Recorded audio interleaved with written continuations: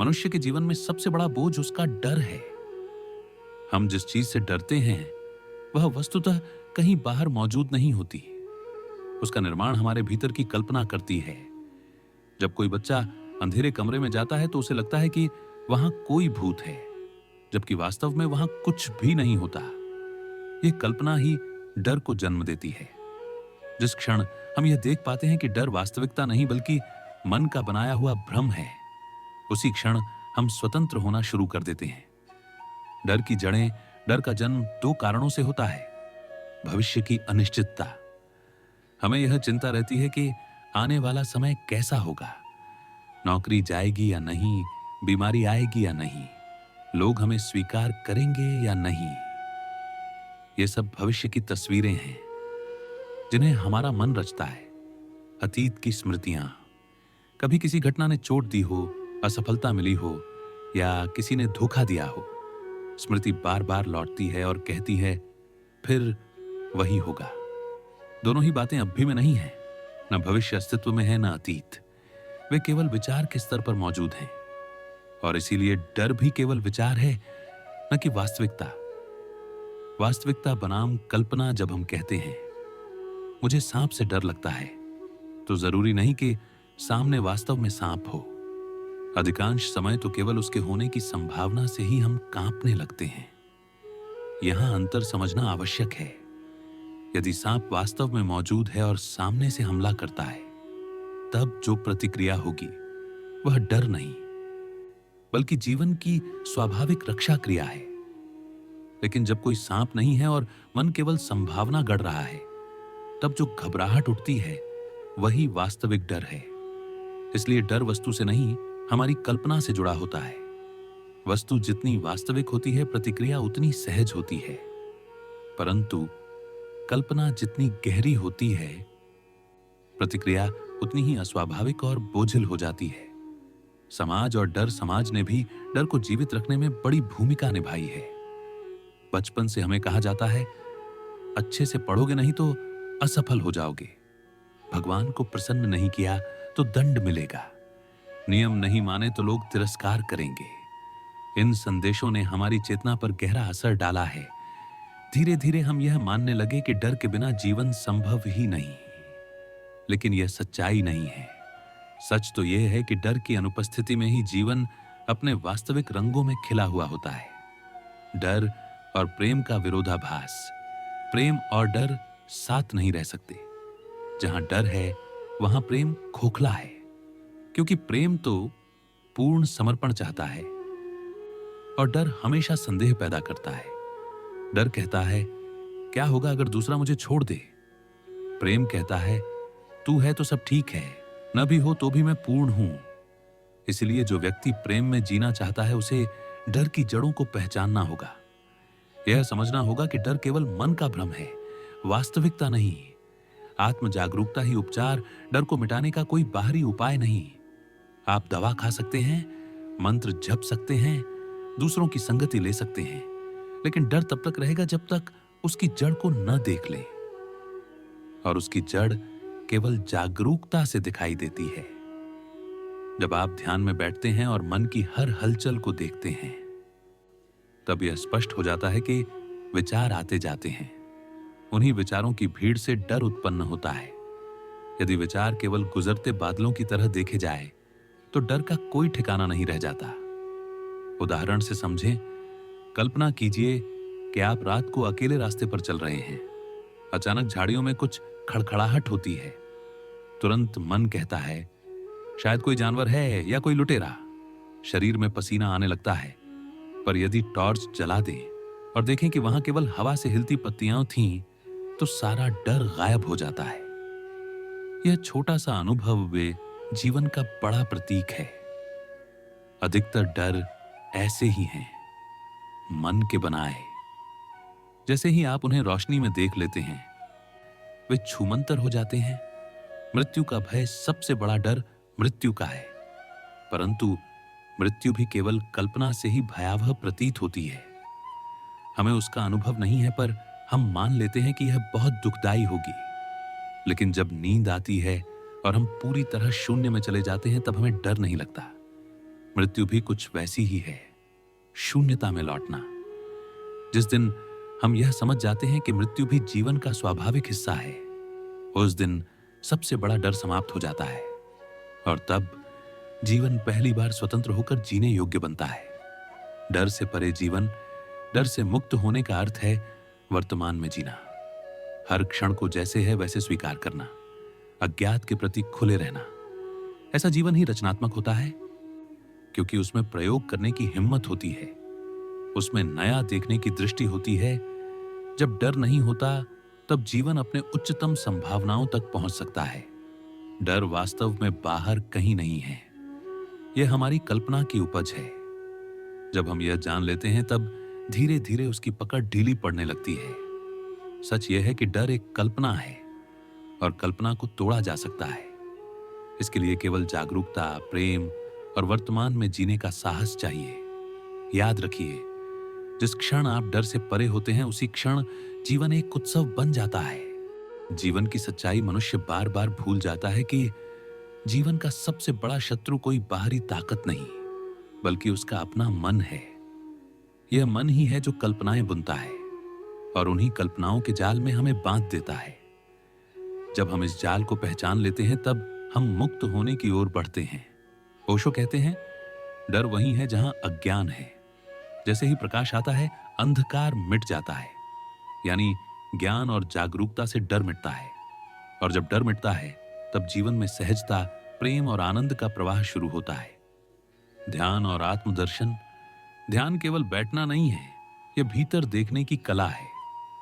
जब हम आंखें बंद कर मन के विचारों को देखते हैं तो समझ आता है कि वे सब कल्पनाएं हैं, उन्हें पकड़ने की आवश्यकता नहीं है। जैसे बादल आते जाते हैं वैसे ही विचार आते जाते हैं। जैसे आकाश स्थायी है वैसे ही हमारी चेतना स्थायी है। यह समझ ही मुक्ति का द्वार खोलती है।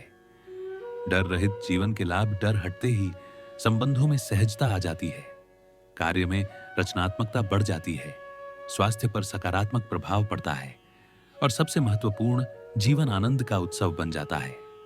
अंतिम संदेश, जीवन छोटा है, इसे डर की परछाई में मत गवाइए। कल्पनाओं को पहचानिए और उन्हें छोड़ दीजिए। तभी वास्तविक स्वतंत्रता और प्रेम आपके भीतर जन्म लेगा।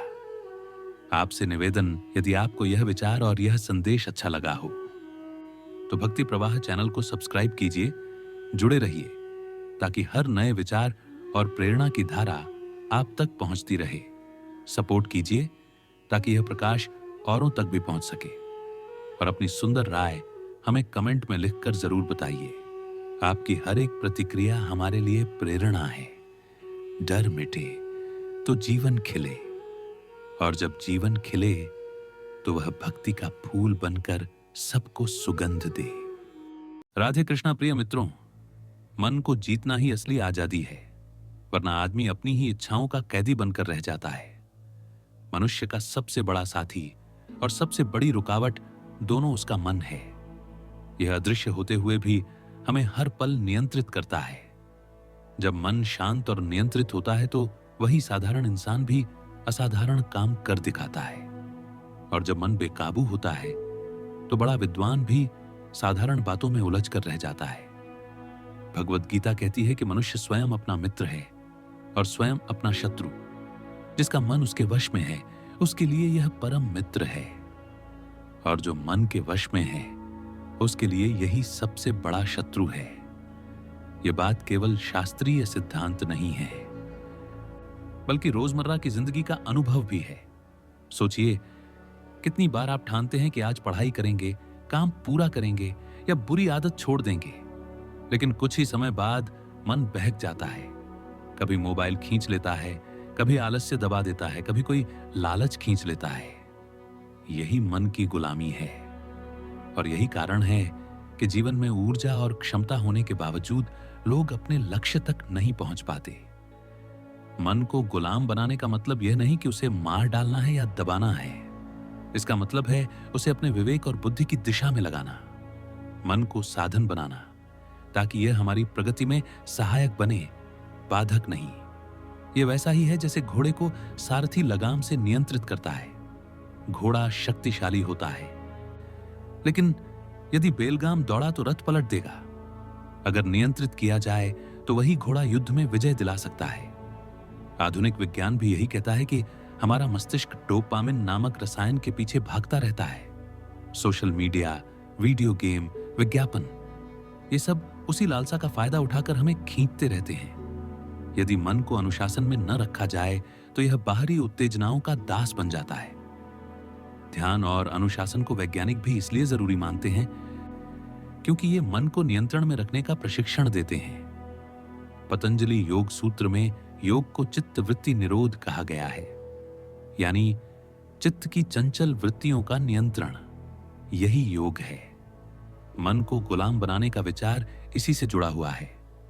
इतिहास के उदाहरण भी यही दिखाते हैं। स्वामी विवेकानंद ने कहा कि जिसने मन को जीत लिया उसके लिए संसार में कुछ भी असंभव नहीं है।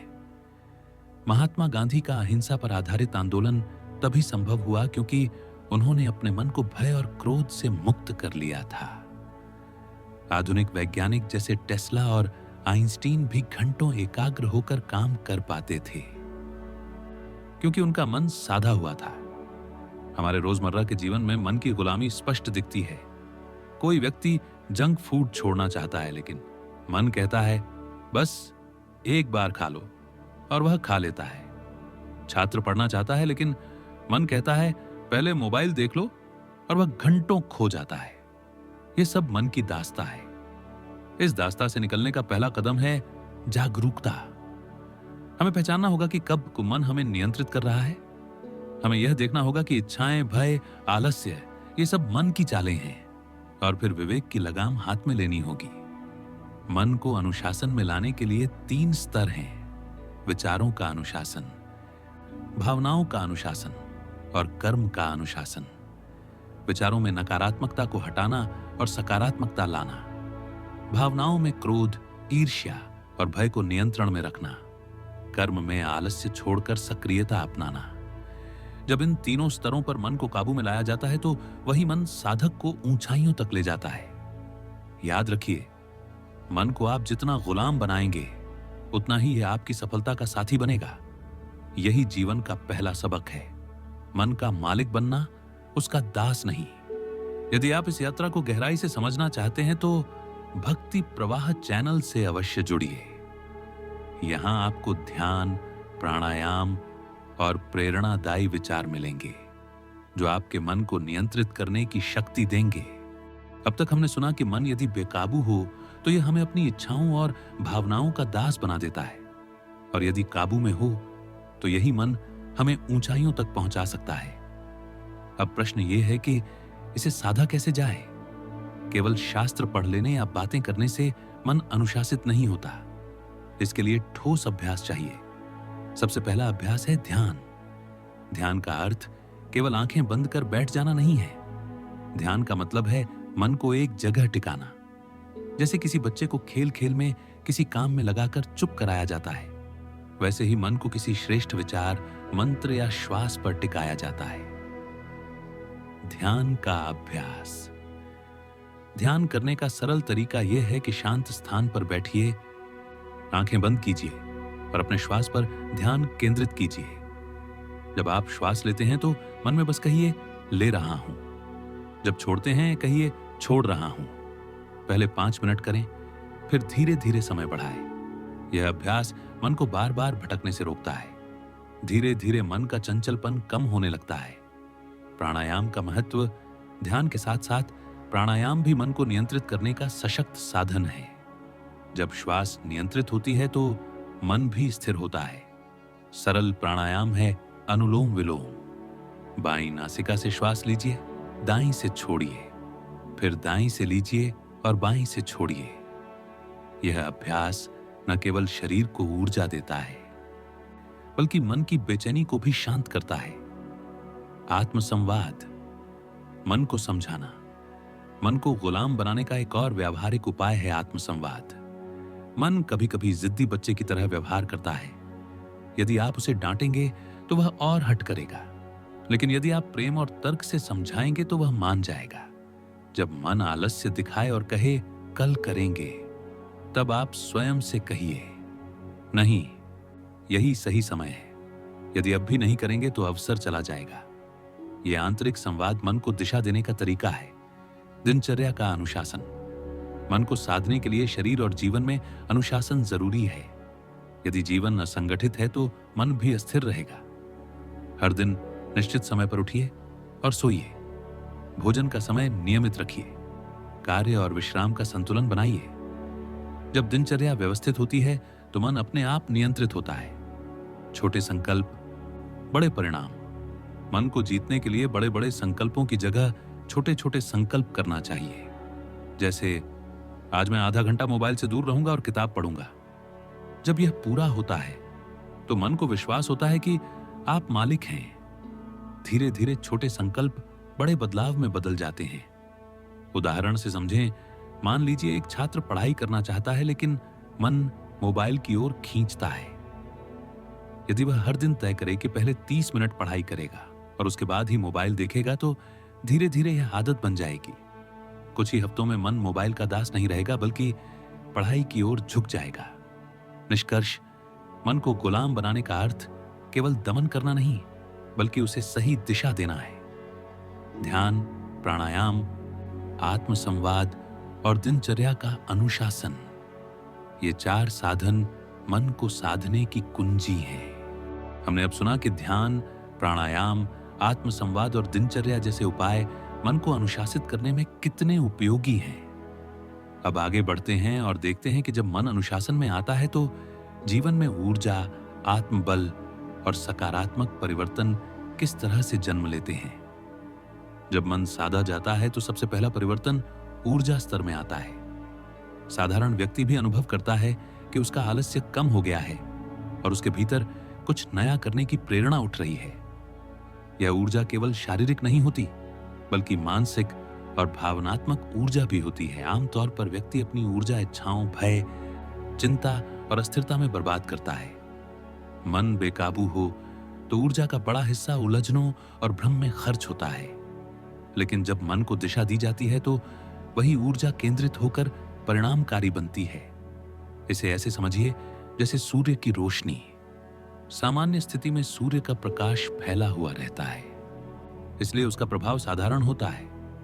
लेकिन जब उसी प्रकाश को लेंस के माध्यम से केंद्रित किया जाता है तो वह आग भी जला देता है।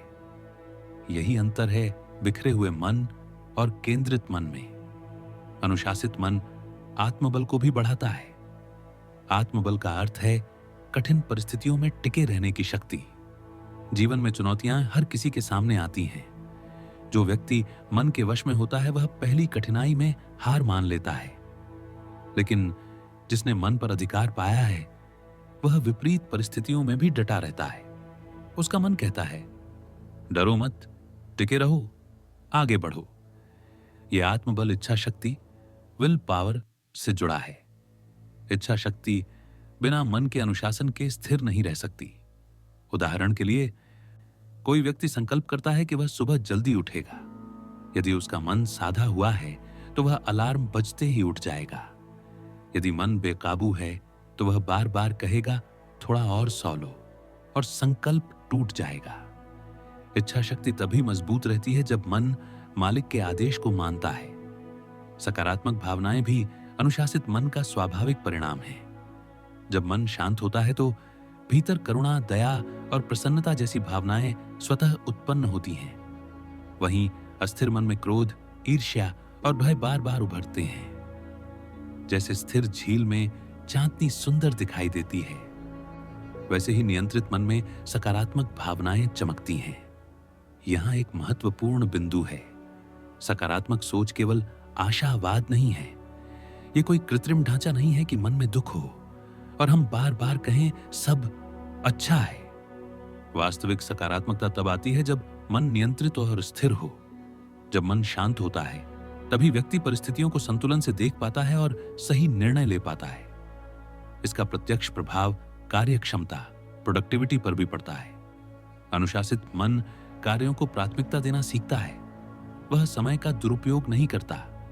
आधुनिक मनोविज्ञान में इसे डीप वर्क कहा जाता है, यानी गहरे एकाग्र होकर काम करना। बिखरे हुए मन से व्यक्ति सतही स्तर पर इधर उधर हाथ मारता रहता है। लेकिन अनुशासित मन गहराई में उतरकर काम पूरा करता है। मन का अनुशासन रिश्तों में भी सुधार लाता है। अक्सर रिश्तों में समस्या क्रोध, असहनशीलता और अधीरता से पैदा होती है। जब मन स्थिर होता है तो व्यक्ति दूसरों की बात धैर्य से सुनता है, जल्दी प्रतिक्रिया नहीं करता और संवाद बेहतर होता है। इस प्रकार मन पर विजय केवल व्यक्तिगत नहीं, सामाजिक और पारिवारिक जीवन में भी लाभ देती है। एक और परिवर्तन है आत्मविश्वास। अनुशासित मन व्यक्ति को यह अनुभव कराता है कि मैं अपने ऊपर नियंत्रण रखता हूं। जब यह अनुभव गहराता है तो आत्मविश्वास स्वाभाविक रूप से प्रकट होता है। यही आत्मविश्वास नए अवसरों को स्वीकारने और चुनौतियों का सामना करने की क्षमता देता है। आध्यात्मिक दृष्टि से भी अनुशासित मन गहरी भूमिका निभाता है। शास्त्र कहते हैं कि मन ही बंधन है और मन ही मुक्ति। जब मन इच्छाओं और वासनाओं में उलझा रहता है तो व्यक्ति संसार का दास बनता है, और जब मन शांत और नियंत्रित हो जाता है तो वही व्यक्ति आत्मज्ञान और आनंद की ओर बढ़ता है। इसे एक उदाहरण से समझिए। नदी में जब लहरें तेज होती हैं तो पानी के भीतर का प्रतिबिंब साफ नहीं दिखता, लेकिन जब जल स्थिर हो तो तल भी दिखाई देता है। वैसे ही जब मन अस्थिर होता है तो आत्मा का स्वरूप छिपा रहता है, और जब मन स्थिर हो जाता है तो व्यक्ति अपने वास्तविक स्वरूप को पहचान लेता है। इस तरह अनुशासित मन 3 स्तरों पर परिवर्तन लाता है: भौतिक, मानसिक और आध्यात्मिक। भौतिक स्तर पर ऊर्जा और कार्यक्षमता बढ़ती है, मानसिक स्तर पर आत्मबल और सकारात्मक भावनाएं बढ़ती हैं, और आध्यात्मिक स्तर पर आत्मज्ञान और शांति मिलती है। इन तीनों स्तरों का संबंध एक दूसरे से जुड़ा हुआ है। यदि मन को स्थिर करने का अभ्यास किया जाए तो धीरे धीरे जीवन के हर पहलू में परिवर्तन आता है। यह प्रक्रिया धीरे धीरे होती है, लेकिन इसका परिणाम स्थायी होता है। इस परिवर्तन को टिकाऊ बनाने के लिए अभ्यास में निरंतरता जरूरी है। यदि अभ्यास बीच बीच में छोड़ दिया जाए तो मन फिर से पुरानी आदतों की ओर लौट जाता है। इसीलिए ध्यान, प्राणायाम और अनुशासन को जीवन का नियमित हिस्सा बनाना चाहिए। मन का स्वभाव चंचल है। ये बार बार पुरानी आदतों और आकर्षणों की ओर खींचता है। यदि इसे नियमित अभ्यास और स्पष्ट दिशा न मिले तो यह धीरे धीरे फिर बिखरने लगता है। यही कारण है कि साधना में निरंतरता को विशेष महत्व दिया गया है। निरंतरता वह कुंजी है जो मन को स्थायी रूप से अनुशासित बनाती है। स्थिरता बनाए रखने के लिए पहला साधन है विवेक। विवेक का अर्थ है सही और गलत में अंतर करने की क्षमता।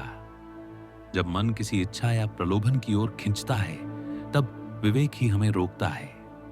उदाहरण के लिए, जब आलस्य कहता है थोड़ी देर और सो जाओ, तो विवेक याद दिलाता है कि यदि अब भी उठोगे तो दिन उपयोगी बनेगा, यदि नहीं उठोगे तो समय नष्ट हो जाएगा। विवेक को मजबूत बनाने के लिए आत्मचिंतन आवश्यक है। दिन में कुछ समय बैठकर यह सोचना कि किन कार्यों से लाभ हुआ और किन से हानि, यह विवेक को तीव्र करता है। दूसरा साधन है संयम। संयम केवल भोग विलास से दूरी नहीं है, बल्कि इच्छाओं को उचित सीमा में रखना है। संयम से मन की दिशा तय होती है। भोजन, बोलचाल, मनोरंजन और यहां तक कि विचारों में भी संयम जरूरी है। जब मन को हर चीज में सीमा का अभ्यास मिलता है तो वह स्वयं बेकाबू नहीं होता। संयम का अभ्यास छोटे छोटे व्रतों से किया जा सकता है, जैसे सप्ताह में एक दिन साधारण भोजन करना या प्रतिदिन कुछ समय मौन रखना। तीसरा उपाय है सत्संग। संगति का सीधा असर मन पर पड़ता है। अच्छे विचारों, अच्छी पुस्तकों और श्रेष्ठ लोगों के संपर्क में रहना मन की स्थिरता को मजबूत करता है। बुरी संगति मन को कमजोर करती है और अच्छे संस्कार मिटाती है। इसीलिए सत्संग को साधना का सहारा कहा गया है। यह वातावरण मन को बार बार याद दिलाता है कि उसका लक्ष्य क्या है। चौथा साधन है स्वानुशासन। अनुशासन केवल बाहरी नियम नहीं है, बल्कि स्वयं के प्रति जिम्मेदारी है। मन की स्थिरता तभी तक रहती है जब तक हम अपने नियमों का पालन करते हैं। यदि नियम ढीले पड़ते हैं तो मन फिर चंचल हो जाता है। अनुशासन का अभ्यास छोटे संकल्पों से किया जा सकता है। जैसे हर दिन 20 मिनट ध्यान करूंगा या रात को सोने से पहले अनावश्यक स्क्रीन नहीं देखूंगा। ये छोटे अनुशासन लंबे समय तक स्थिरता की गारंटी देते हैं। पांचवा साधन है धैर्य। मन को स्थायी रूप से अनुशासित करना तुरंत संभव नहीं है। कभी कभी अभ्यास करते हुए भी मन भटक जाएगा। यदि उस समय व्यक्ति निराश हो जाए तो साधना टूट जाएगी, लेकिन यदि वह धैर्य से पुनः प्रयास करता रहे तो धीरे धीरे स्थिरता गहरी होती जाएगी। यही कारण है कि शास्त्र कहते हैं क्षिप्रम भवति धर्मात्मा। लगातार प्रयास करने वाला व्यक्ति शीघ्र ही धर्मात्मा बन जाता है। स्थिरता बनाए रखने का एक और गुप्त उपाय है स्मृति। स्मृति का अर्थ है लक्ष्य की निरंतर याद। जब हम यह याद रखते हैं कि मन का नियंत्रण क्यों जरूरी है, तब हम साधना में ढीले नहीं पड़ते। उदाहरण के लिए, यदि किसी छात्र को बार बार याद रहे कि उसे जीवन में सफल होना है, तो वह मोबाइल या अन्य प्रलोभनों में अधिक देर तक नहीं फंसेगा। स्मृति मन को लक्ष्य से जोड़े रखती है। इन साधनों के साथ साथ एक गहरा बिंदु यह है कि स्थिरता केवल नकारात्मक चीजों से बचने में नहीं है, बल्कि सकारात्मक दिशा में मन को लगाना भी है। यदि मन को खाली छोड़ दिया जाए तो यह पुरानी आदतों की ओर लौट जाएगा। इसलिए मन को किसी श्रेष्ठ कार्य में व्यस्त रखना आवश्यक है। यह कार्य अध्ययन, सेवा, सृजन या कोई भी ऐसा काम हो सकता है जिसमें मन को गहराई और आनंद मिले। यहां एक उदाहरण से समझें। मान लीजिए कोई व्यक्ति धूम्रपान छोड़ना चाहता है। यदि वह केवल यह सोचे कि मैं धूम्रपान नहीं करूंगा, तो उसका मन बार बार उसी की ओर खींचता रहेगा। लेकिन यदि वह अपने मन को किसी अन्य सकारात्मक आदत में लगाए, जैसे व्यायाम या पुस्तक पठन, तो धीरे धीरे मन का आकर्षण बदल जाएगा। यही सिद्धांत हर आदत और हर प्रलोभन पर लागू होता है। आध्यात्मिक स्तर पर स्थिरता बनाए रखने के लिए जप और ध्यान का नियमित अभ्यास सबसे प्रभावी माना गया है। जब से मन एकाग्र रहता है और ध्यान से उसकी चंचलता कम होती है, यह अभ्यास केवल साधना ही नहीं, बल्कि मन के लिए पोषण है। जैसे शरीर को भोजन चाहिए, वैसे ही मन को भी शांति और स्थिरता चाहिए। यह शांति केवल ध्यान और जप से मिलती है। इन उपायों से मन की स्थिरता धीरे धीरे जीवन का हिस्सा बन जाती है। शुरुआत में यह प्रयासपूर्ण लगता है, लेकिन समय के साथ यह सहज हो जाता है। जिस प्रकार कोई संगीतकार लगातार अभ्यास से अपने वाद्य यंत्र में निपुण हो जाता है, वैसे ही साधक निरंतर अभ्यास से मन को स्थिर रखने में निपुण हो जाता है। अब तक हमने यह समझा कि मन की स्थिरता को लंबे समय तक बनाए रखने के लिए विवेक, संयम, सत्संग, अनुशासन, धैर्य और स्मृति कितने महत्वपूर्ण हैं। अब अंतिम चरण पर आते हैं। जब मन अनुशासित और गुलाम बन चुका हो, तो जीवन का वास्तविक लक्ष्य क्या है और यह साधना हमें कहां तक ले जाती है। मन को साधने का अंतिम परिणाम केवल सफलता, आत्मबल या सकारात्मक सोच तक सीमित नहीं है। यह सब तो रास्ते में मिलने वाले पड़ाव हैं। असली गंतव्य है आत्म साक्षात्कार, अपने वास्तविक स्वरूप को पहचानना और स्वतंत्रता का अनुभव करना। मनुष्य का जीवन केवल भौतिक सुख सुविधाओं के लिए नहीं है। ये सुविधाएं आवश्यक हैं, लेकिन अंतिम नहीं।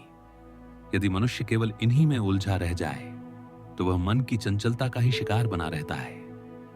वास्तविक स्वतंत्रता तब मिलती है जब हम यह जान लेते हैं कि हम केवल शरीर और मन नहीं, बल्कि उससे परे आत्मा है।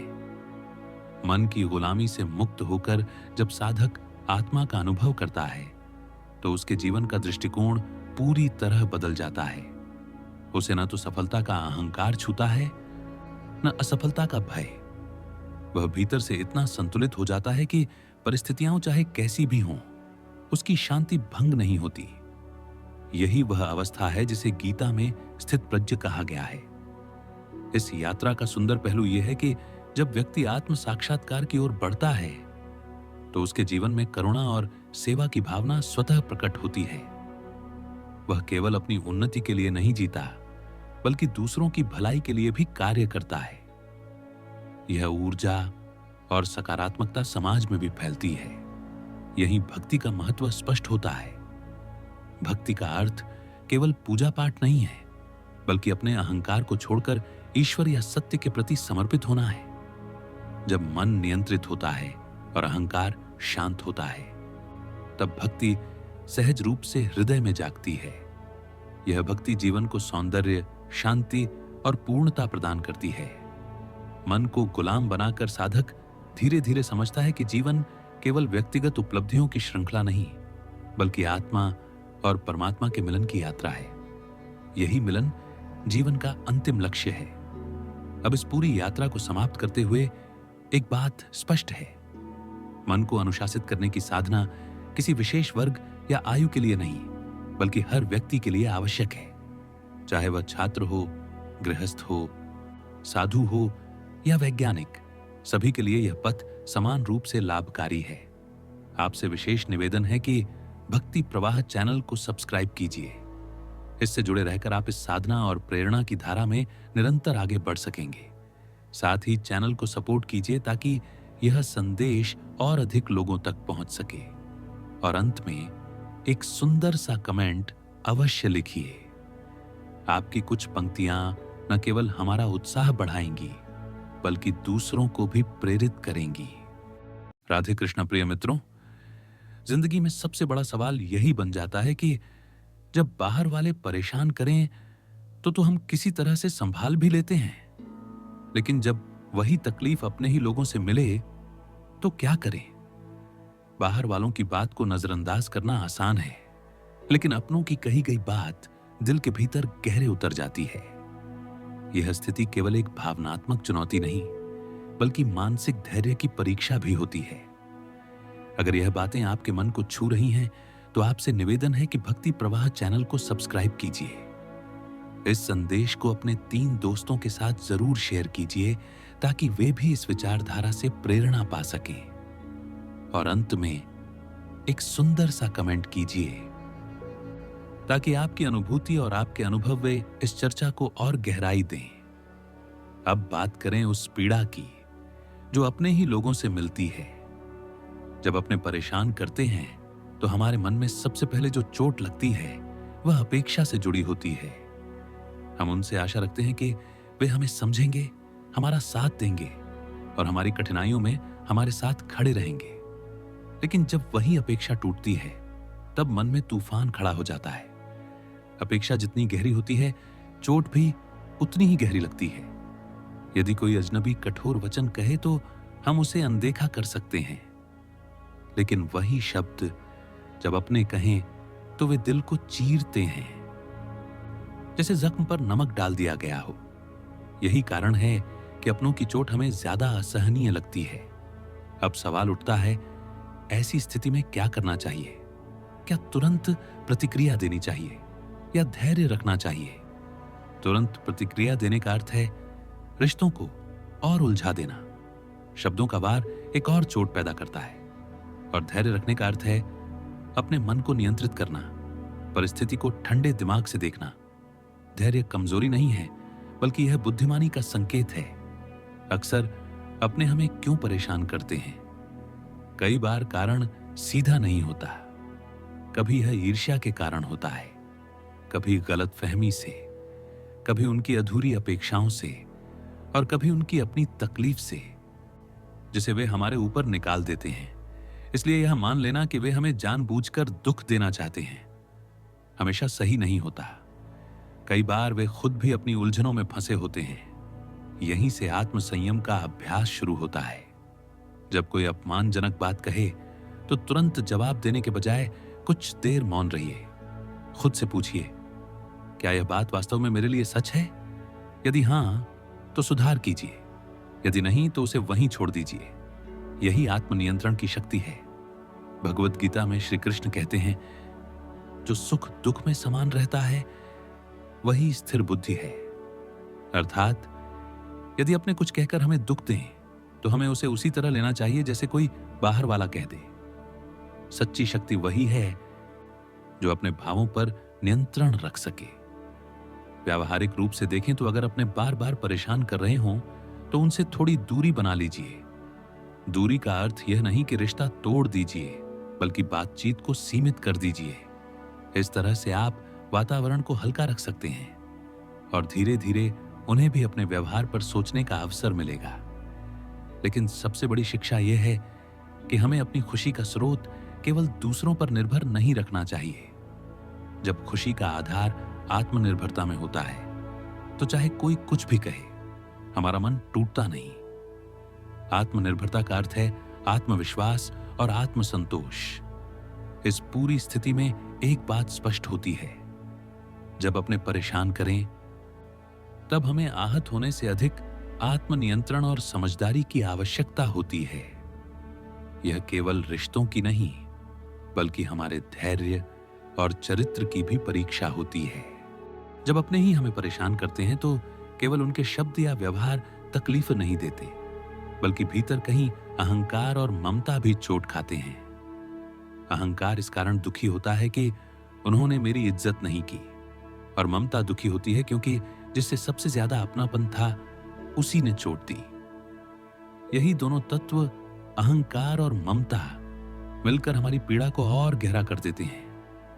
मनुष्य का अहंकार बहुत संवेदनशील होता है। किसी अजनबी के कहे को हम हंसकर टाल सकते हैं, लेकिन अपने के कटु वचन हमारे अहंकार को चोट पहुंचाते हैं। यही कारण है कि हम अंदर ही अंदर खुद से प्रश्न करने लगते हैं, क्या मैं इतना ही महत्वहीन हूं? यह प्रश्न हमें भीतर से तोड़ देता है। ममता का स्वभाव है बांधना। जिस पर हम ममता करते हैं उसे अपेक्षा करते हैं कि वह हमें कभी नहीं छोड़ेगा, कभी अपमान नहीं करेगा और हमेशा हमारी परवाह करेगा। लेकिन जीवन का यथार्थ यह है कि हर इंसान अपनी परिस्थिति, अपनी सोच और अपनी कमजोरियों से बंधा होता है। वह हर बार हमारी अपेक्षाओं पर खरा नहीं उतर सकता। यही टूटन हमें अधिक पीड़ा देती है। अब प्रश्न है कि इस स्थिति से कैसे निपटा जाए। सबसे पहले समझना होगा कि अहंकार और ममता दोनों ही असंतुलन के कारण मन को भटकाते हैं। यदि हम इनके प्रभाव में निर्णय लेंगे तो केवल रिश्तों में तनाव ही बढ़ेगा। व्यावहारिक रूप से इसका उपाय यही है कि हमें अपने भीतर संतुलन लाना होगा। संतुलन का अर्थ है यह स्वीकार करना कि लोग अपनी अपनी सीमाओं के साथ जीते हैं। उनसे पूर्णता की अपेक्षा करना स्वयं को दुखी करना है। जब हम इस सत्य को स्वीकार करते हैं तो हमारी चोट कुछ हल्की हो जाती है। आइए इसे उदाहरण से समझें। मान लीजिए एक भाई बार बार अपनी बहन की भावनाओं को ठेस पहुंचाता है। बहन को लगता है कि भाई को तो मेरी चिंता करनी चाहिए, लेकिन भाई शायद अपनी कठिनाइयों में उलझा है या उसकी सोच का दायरा सीमित है। अगर बहन हर बार अहंकार और ममता के साथ सोचती है तो उसे लगेगा कि भाई ने उसे जानबूझकर ठेस पहुंचाई। लेकिन यदि वह स्थिति को निष्पक्ष दृष्टि से देखे तो समझ पाएगी कि भाई का व्यवहार उसकी सीमाओं का परिणाम है, न कि उसका जानबूझकर दिया गया अपमान। यही दृष्टि दुख को कम करती है। दूसरा उपाय है संवाद। जब अपने हमें परेशान करें तो चुप रहना कभी कभी सही होता है, लेकिन हमेशा चुप रहना समस्या को और बढ़ा देता है। संवाद का अर्थ है बिना क्रोध और आरोप के अपने मन की बात कह देना। उदाहरण के लिए, तुम्हारी कही बात ने मुझे चोट पहुंचाई। इतना सरल वाक्य भी सामने वाले को सोचने पर मजबूर कर देता है। लेकिन संवाद तभी फलदायी है जब उसमें आरोप ना हो, केवल अनुभव साझा हो। आरोप लगाने से सामने वाला रक्षात्मक हो जाता है और झगड़ा बढ़ जाता है। अनुभव साझा करने से सामने वाले को अपने व्यवहार पर विचार करने का मौका मिलता है।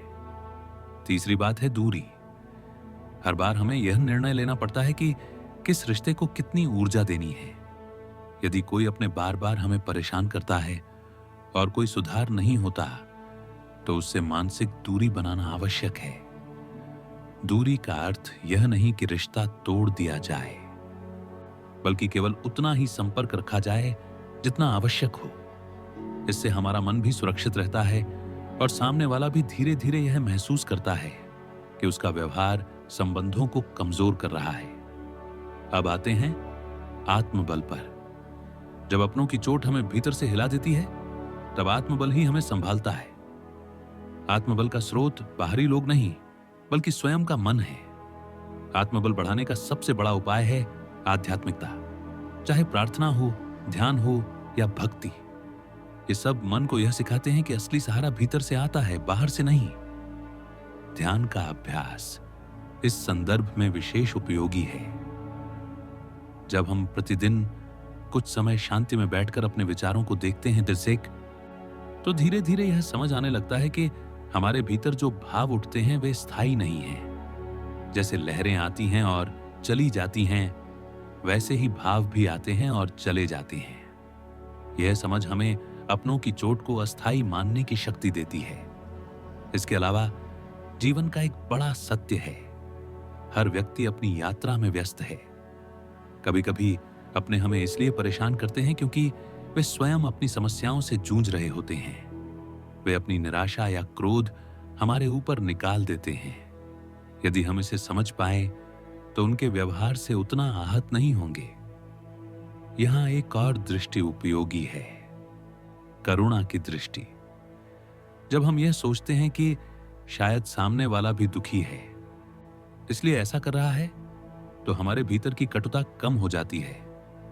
यह दृष्टि हमें झगड़े से ऊपर उठाकर समाधान की ओर ले जाती है। अब थोड़ा व्यावहारिक जीवन से जुड़कर देखें। मान लीजिए किसी परिवार में अक्सर झगड़े होते हैं। माता पिता अपने बच्चों को ताने देते हैं, भाई बहन आपस में कटु वचन बोलते हैं। ऐसी स्थिति में यदि एक व्यक्ति भी धैर्य और करुणा से काम ले तो धीरे धीरे माहौल बदल सकता है। यह आसान नहीं है, लेकिन असंभव भी नहीं। एक व्यक्ति की स्थिरता पूरे परिवार को संतुलन की ओर ले जा सकती है। इसी तरह कार्य क्षेत्र में भी जब अपने सहयोगी ही हमें परेशान करते हैं, तब सबसे जरूरी है व्यावसायिक दृष्टिकोण रखना। हमें यह समझना होगा कि हर जगह हर कोई हमें पसंद नहीं करेगा। यदि हम हर बार व्यक्तिगत रूप से आहत होंगे तो काम प्रभावित होगा। इसलिए व्यावसायिक माहौल में अपनों की परेशानियां झेलते समय भी ध्यान काम पर रखना ही सबसे बड़ा उपाय है। इस सब के बीच एक और शिक्षा है। जीवन में हर अनुभव हमें कुछ न कुछ सिखाने के लिए आता है। जब अपने परेशान करते हैं तो यह हमें आत्मनियंत्रण, धैर्य और करुणा सिखाता है। यह अनुभव हमें मजबूत बनाता है। यदि यह अनुभव न हो तो हम कभी अपनी सहनशीलता का मूल्य नहीं जान पाते। धीरे धीरे यह समझ भी आती है कि हमें हर किसी से स्वीकृति की आवश्यकता नहीं है। यदि हमारे 10 रिश्तेदार हैं और उनमें से 2 हमें समझते नहीं हैं, तो इसका अर्थ यह नहीं कि हम गलत हैं। इसका अर्थ केवल इतना है कि उनके दृष्टिकोण अलग हैं। जब हम यह स्वीकार कर लेते हैं कि हर कोई हमें समझे, यह संभव नहीं है, तब हमारे मन की अपेक्षाएं कम हो जाती हैं और दुख भी कम हो जाता है। अंत में यह भी याद रखना चाहिए कि समय बहुत बड़ी औषधि है। आज अपने द्वारा दी गई चोट गहरी लगती है, लेकिन समय के साथ वह हल्की पड़ जाती है। यदि हम उस चोट को बार बार याद करके जीवित रखते हैं तो वह लंबे समय तक हमें सताती रहेगी। लेकिन यदि हम उसे छोड़ दें और अपने जीवन की ओर बढ़ें तो समय धीरे धीरे उस घाव को भर देता है। इसलिए बुद्धिमानी यही है कि अपनों की परेशानी को जीवन का हिस्सा मानकर उससे सीखें, न कि उसमें उलझे रहें। जीवन की राह लंबी है और उस पर हमें धैर्य, करुणा और आत्मबल के साथ आगे बढ़ना है। जब अपने हमें परेशान करते हैं तो उस समय आलोचना और कटु वचन अक्सर हमारी सबसे बड़ी परीक्षा बन जाते हैं। आलोचना यदि बाहरी लोग करें तो हम उसे सीख के रूप में ले सकते हैं, लेकिन जब वही काम अपने करते हैं तो हमारे भीतर भावनात्मक तूफान खड़ा हो जाता है। ऐसा क्यों होता है? इसका कारण है कि अपने से हम केवल सहयोग और सहानुभूति की अपेक्षा रखते हैं, आलोचना की नहीं। जब अपेक्षा टूटती है तो मन को लगता है कि अपने भी शत्रु हो गए हैं। लेकिन यदि हम गहराई से देखें तो अपनों की आलोचना ही हमारे आत्मविकास का सबसे बड़ा साधन बन सकती है। हर आलोचना में सच्चाई हो यह आवश्यक नहीं, लेकिन हर आलोचना में सीख छिपी होती है। पहला कदम यह है कि हमें आलोचना को व्यक्तिगत हमला मानने के बजाय उसे एक दृष्टिकोण मानना चाहिए। उदाहरण के लिए, यदि कोई भाई कहता है तुम कभी समय पर काम नहीं करते, तो हमें तुरंत यह नहीं सोचना चाहिए कि वह हमें नीचा दिखाना चाहता है, बल्कि यह सोचना चाहिए कि क्या वाकई मेरे अंदर समय प्रबंधन की कमी है। यदि हां, तो यह आलोचना सुधार का अवसर है। दूसरा कदम यह है कि हमें आलोचना और कटु वचन के बीच फर्क समझना होगा। आलोचना का उद्देश्य सुधार हो सकता है, जबकि कटु वचन का उद्देश्य केवल चोट पहुंचाना होता है। लेकिन दिलचस्प बात यह है कि कभी कभी कटु वचन भी हमें सुधार की दिशा दिखा देते हैं। मान लीजिए परिवार का कोई सदस्य क्रोध में कह देता है, तुम्हें किसी की परवाह नहीं है। यह कटु वचन है, लेकिन यदि हम इसे शांत मन से देखें तो सोच सकते हैं कि क्या वास्तव में मैं दूसरों की भावनाओं को कम महत्व देता हूं? यदि हां, तो यह सुधार का बिंदु है। यदि नहीं, तो इसे अनदेखा कर सकते हैं। तीसरा कदम यह है कि हमें आलोचना को स्वीकारने के लिए आंतरिक शक्ति विकसित करनी होगी। यह शक्ति आती है आत्मविश्वास से। यदि हम अपने गुण और दोष को जानते हैं तो किसी की आलोचना हमें उतनी गहरी चोट नहीं पहुंचाती। हम सोचते हैं, हां, यह मेरी कमी है, इसे सुधारना होगा, या फिर यह मेरे लिए सही नहीं है, इसीलिए इसे छोड़ देना चाहिए। यहां आत्मनिरीक्षण महत्वपूर्ण है। प्रतिदिन कुछ समय अपने आप से ईमानदारी से प्रश्न कीजिए, क्या मैंने आज किसी को अनावश्यक रूप से दुखी किया? क्या मैंने किसी की बात को अनसुना कर दिया? क्या मैंने अपना समय व्यर्थ किया? ऐसे प्रश्न हमें अपने भीतर झांकने का अवसर देते हैं। जब हम स्वयं अपनी आलोचना करते हैं तो दूसरों की आलोचना हमें उतनी कष्टप्रद नहीं लगती। चौथा कदम है धैर्य। आलोचना सुनते समय क्रोध सबसे बड़ी बाधा है। यदि हम तुरंत क्रोधित होकर प्रतिक्रिया देते हैं तो आलोचना का लाभ समाप्त हो जाता है और संबंध और बिगड़ जाते हैं। लेकिन यदि हम धैर्यपूर्वक सुने तो भले ही सामने वाला कठोर शब्द कहे, हम उसमें से उपयोगी तत्व निकाल सकते हैं। पांचवा कदम है संवाद। यदि अपने हमें कठोर शब्द कहते हैं और हमें लगता है कि यह गलत है, तो हमें विनम्रता से कहना चाहिए, आपकी बात मैंने सुनी, लेकिन यह मेरे लिए सही नहीं है। ऐसा कहने से हम अपनी बात भी स्पष्ट कर देते हैं और झगड़े से भी बच जाते हैं। अब यह भी समझना जरूरी है कि कभी कभी अपनों की आलोचना केवल उनके मन का बोझ होती है। वे अपने अंदर की निराशा या क्रोध हमारे ऊपर निकालते हैं। ऐसी स्थिति में हमें यह सोचना चाहिए कि सामने वाला भी इंसान है, उसकी भी कमजोरियां हैं। यह सोच हमें करुणा की ओर ले जाती है। यहां एक महत्वपूर्ण अभ्यास है आलोचना को संदेश की तरह देखना। जैसे कोई हमें चिट्ठी भेजे और हम उसमें से उपयोगी जानकारी रख लें और बाकी फेंक दें, वैसे ही आलोचना में से सही बातें ले लीजिए और गलत बातें छोड़ दीजिए।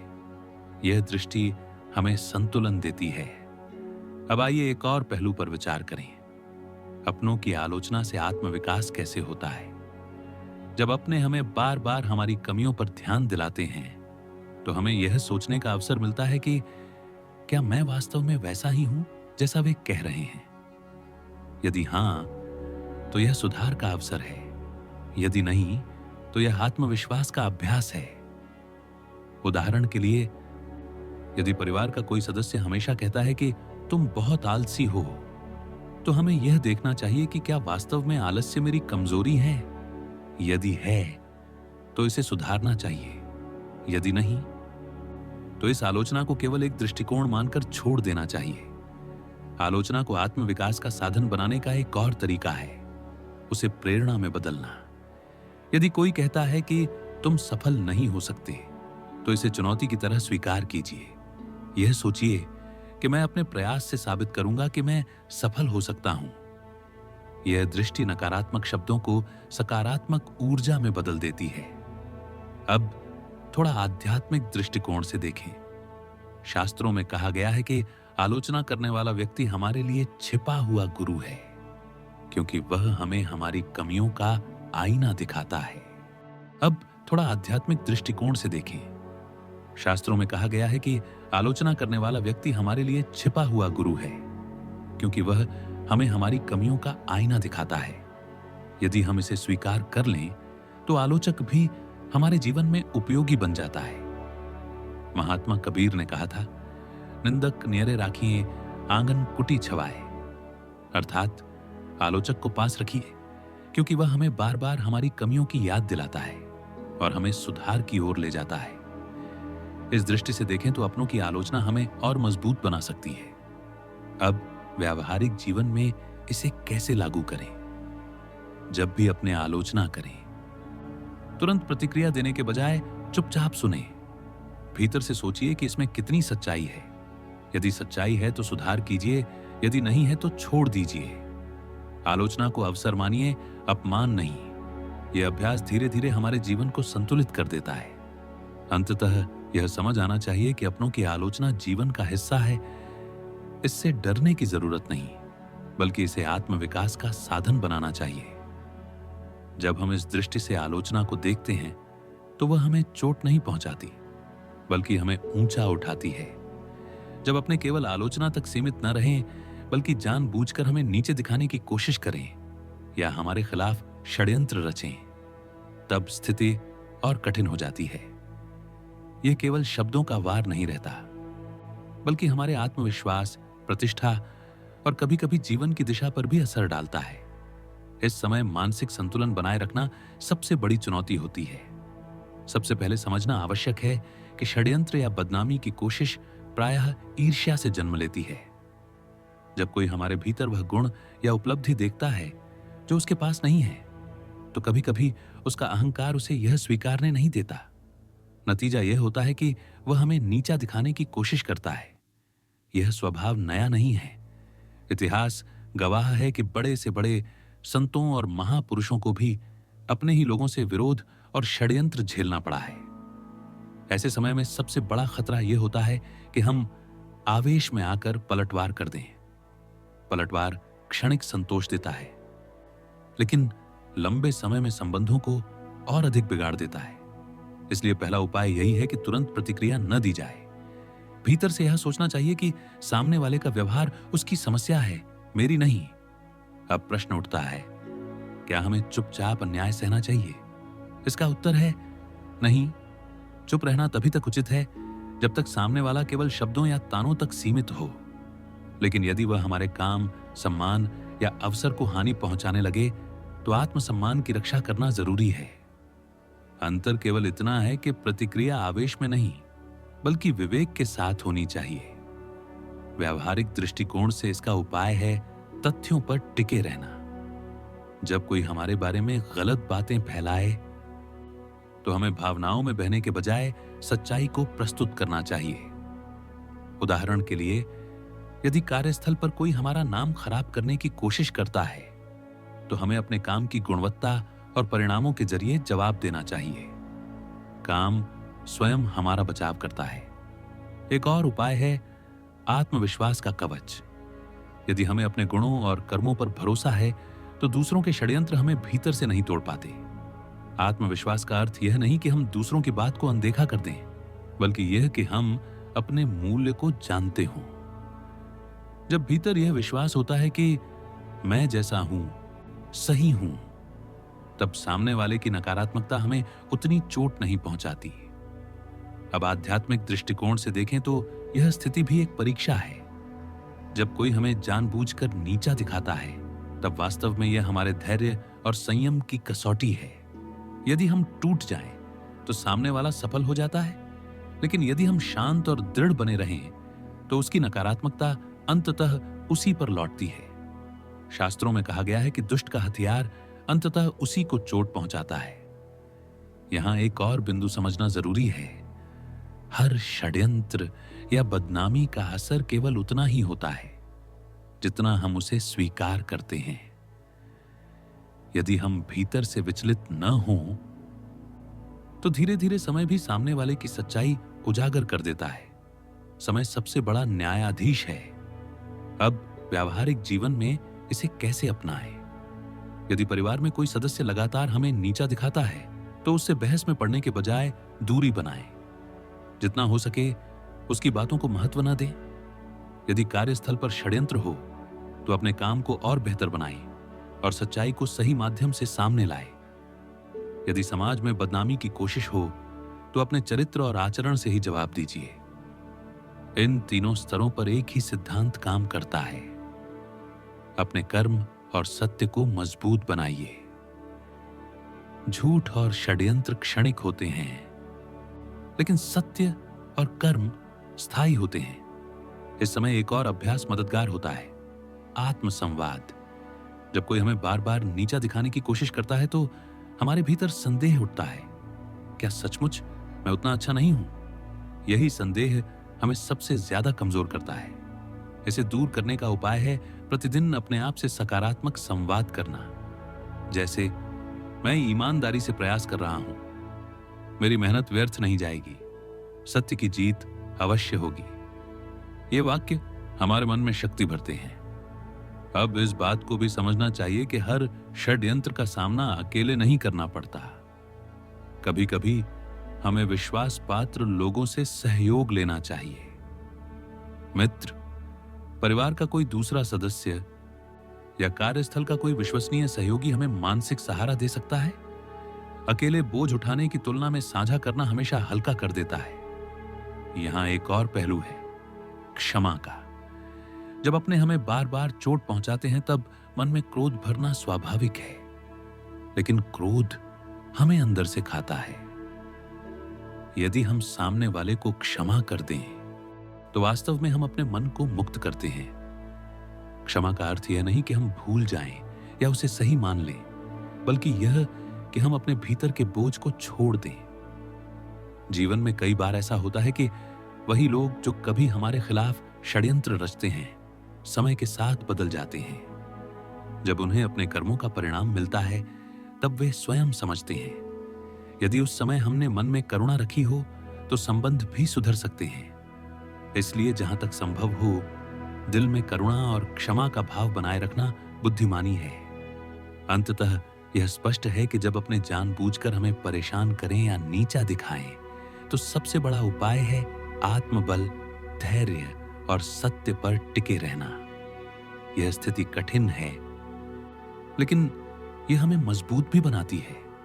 यह हमें सिखाती है कि असली सहारा बाहर से नहीं, भीतर से आता है। और जब भीतर का सहारा मजबूत होता है तो कोई भी षड्यंत्र हमें लंबे समय तक डिगा नहीं सकता। जब अपने द्वारा दी गई पीड़ा असहनीय लगने लगती है, तब मनुष्य के सामने सबसे बड़ी चुनौती यही होती है कि वह टूटे नहीं। यह वह अवस्था है जहां आंसू, मौन और भीतर की तड़प शब्दों से बड़ी हो जाती है। ऐसे क्षणों में केवल दो ही रास्ते होते हैं, या तो हम इस दर्द के बोझ तले दबकर हार मान लें, या फिर इस पीड़ा को साधना में बदल दें। जीवन का गहरा सत्य यही है कि हर पीड़ा हमें भीतर से जागृत करने आई है।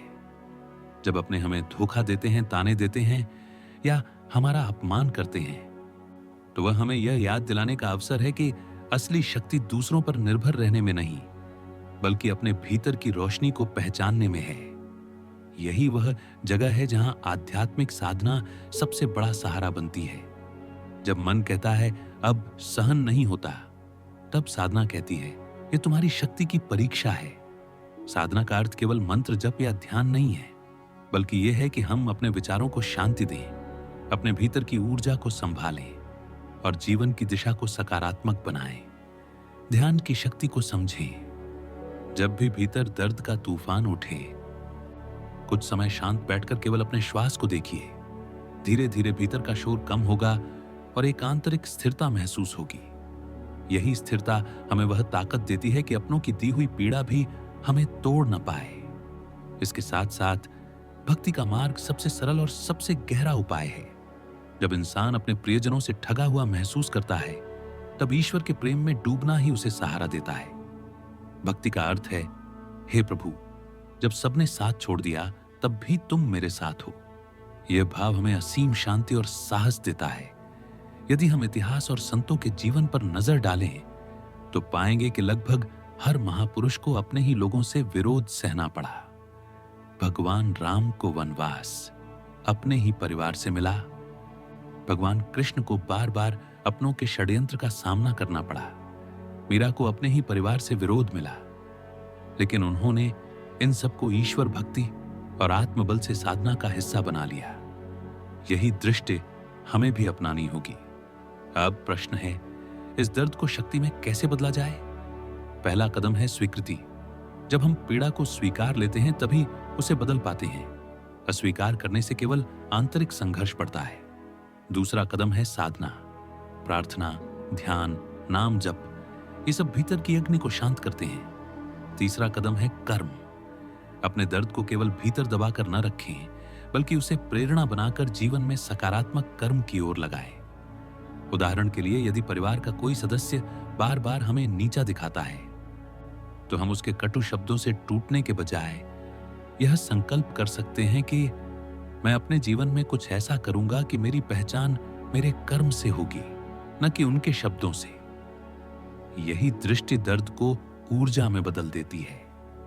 यह भी याद रखना चाहिए कि अपनों की दी हुई चोट अस्थायी है, लेकिन उससे निकली हुई सीख स्थायी हो सकती है।